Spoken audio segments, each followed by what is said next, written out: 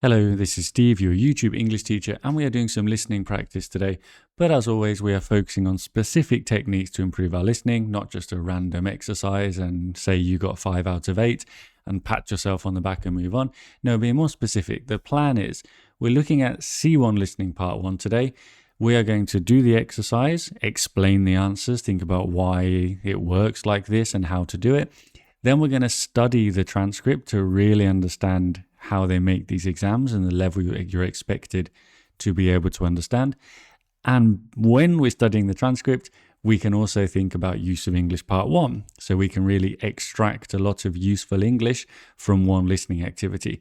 Instead of just listening and then forgetting it, you're really studying it, and it's focused study and it's productive and it's the best way of doing it. So let's get into this with extract 1 from our C1 listening exam. Listen. Obviously you can listen twice, so you go back 1 minute and listen again, and then write your best answer for these questions. In the real exam, you listen to all 6. Today we're going to listen to 2, then look at the answers, then 2, then 2. So listen, write your answers, because in a minute we're going to look at the transcript and figure out the answer to number 1 and number 2 and why they are like that. Extract 1. You hear 2 friends talking about travelling on public transport. Now look at questions 1 and 2. I find commuter behaviour on public transport fascinating, especially at rush hour. Yeah, it's weird how uneasy it makes people being forced into such intimacy with strangers, all helplessly crowded in together. I guess that's why they read or listen to music and engage with fellow travellers so reluctantly, just to give up a seat for someone elderly or disabled and so on. People approach each other so apologetically. Mind you, half the time nobody registers that there's someone speaking to them because they're all wearing earplugs or headphones. And people put a bag on the seat next to them just to lower the chance of someone sitting there. Yeah, apparently, chatting and positive body language are actually more successful ways of getting to feel at ease than defensive strategies. I heard a radio programme about it. It seems the seat layout can be a problem. It's awkward to talk to anyone if you're right next to them. But if you're facing each other, you can pick up key non-verbal signals, which makes you feel less vulnerable. You'd think on regular commutes, where you often see the same faces in the same seats, it wouldn't be such a problem and people would be more at ease. But I'm not sure that's the case. So number 1, what do they both say about commuters? Well, we engage with fellow travellers reluctantly, and we're all wearing earplugs or headphones. So the best answer was, you don't want someone to sit next to you. You are trying to avoid interacting with someone. So the best answer was A. As for the second point, it was all about being able to understand these non-verbal signals, which makes you feel less vulnerable, so more secure. So that's going to be B. Now, what can we learn from this little transcript? I'm thinking there's some really good use of English part 1 type phrases in this. So from this transcript, which hopefully you read with a bit of care, and so this should be very easy, you need to complete sentences 1, 2, and 3 with the best word, like you will do in use of English part 1. Here come the answers. Number 1, when are you using public transport? Lots of people at rush hour. That is the time when everyone's going to work and so on. Number 2, if you're listening to music, that means you don't want to engage with fellow travellers. So a word that means doing something when you don't really want to is reluctantly. Reluctant, reluctance, reluctantly. And number 3, the clue here is at, isn't it? Which of these nouns goes with at? And it means makes you feel comfortable, at ease. At ease, like they say in the military, when you are not, saluting all these things, you're at ease. So you see, from a little transcript like this, the whole point of this little series of listening videos is that you shouldn't just listen and forget it. There's so much you can learn from one transcript like this. For example, use of English part 1, the exact kind of phrase that could be on the use of English exam, that if you could use in your writing or speaking would be super impressive. That kind of B2-C1 level, to push yourself to that level. Let's look at extract 2, questions 3 and 4. The purpose of travelling. What's important for the man? Why does she mention getting lost? Listen to the audio twice if you need to by replaying it. Extract 2. You hear two friends discussing the purpose of travelling. Now listen to questions 3 and 4. You're busy planning your next trip, Ollie. Do you always feel a sense of purpose to your travels? To be honest, I might sometimes have felt like I've been there, done that, got the t-shirt. That's not often the case, but I do think you need to get off the beaten track. I try to go to new places. Once there, I'm a fan of just hanging out and trying to get to understand the vibe of a place and observe the way of life. I make a point of asking questions so I can find places where I can chill out and discover what's going on.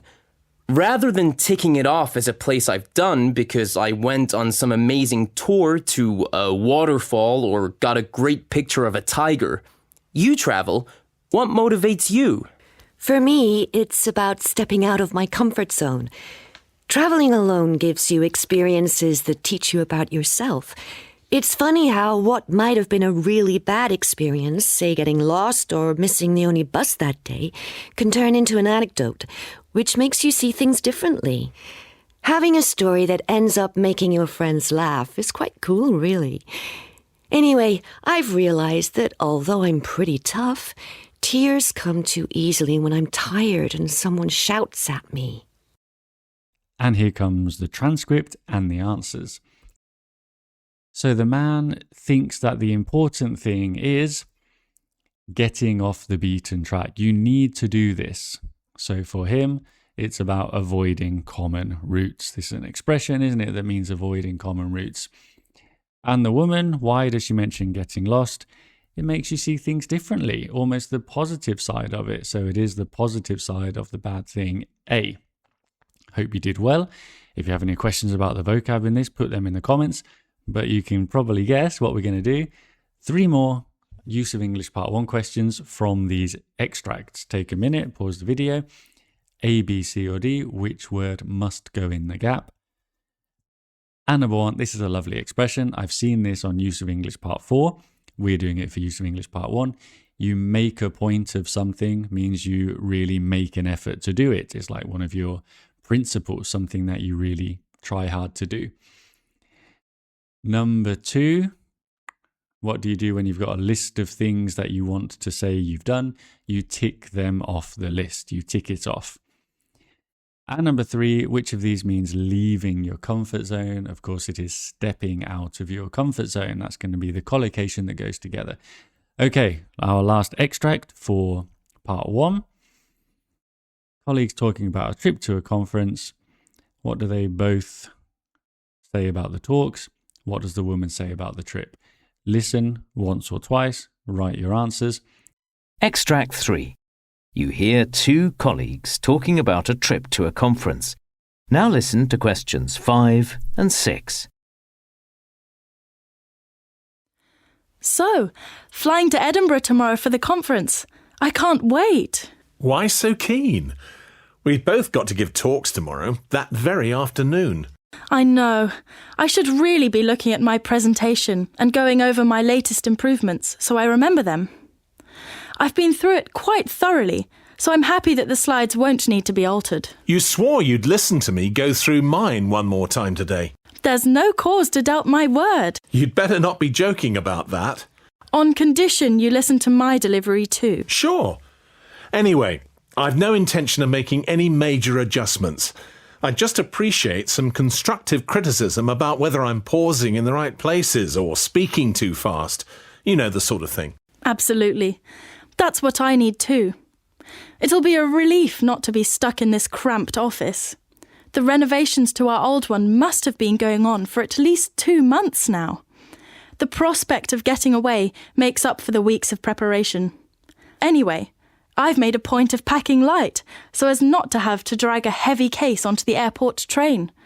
I'd far rather have taken a taxi there. If only I'd been in charge of organising things.